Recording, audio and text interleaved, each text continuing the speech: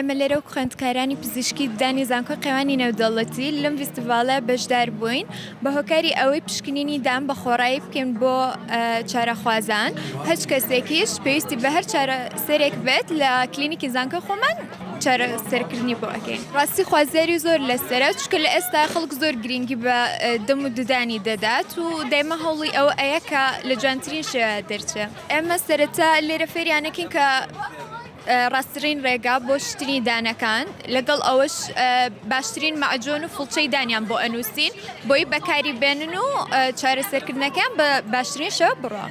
ڕاستی ئەوەیان هەنێک کەس هەیە بە باشترین شێوە ئەتوانن ڕێنمایەکان وەرگرن هەنێکیش هەیە ئیتر بۆ نمونە بەپێی کەسەکانەکەوێ هەیە ناتوانن ئەو ڕێنمایانە جێبەجێکەن. ئێمە لە خۆمان نەسیحەتێکی باشیانەکەین ڕێنماییان نینێ ئیتر ئەوەی کەشیانەکەوێتە سەر خۆیان توانن ڕێنمایەکان جێبەجێ بکەن. ئێمە پاکردنەوەی دان ئەنجامین، پڕکردنەوەی دان، هەڵکێشان، کیفی ددان، تاقمی دان. وەڵی لە سەرەتا دڵخوازم نەبوو حەزم لێی نەبوو بەس دوایی کە هاتمە بەشەکەوە زۆر حەزێکی زۆرم بۆی هەبوو بە تایبەتی لەوانە پراکتیکیەکانمانە. ڕیارە داوەڵدەی خوێندنەکە هەلم بواردە کار بکەیت؟ بەڵێ ئیشەڵڵا بۆ ماستەر و دکتۆراش.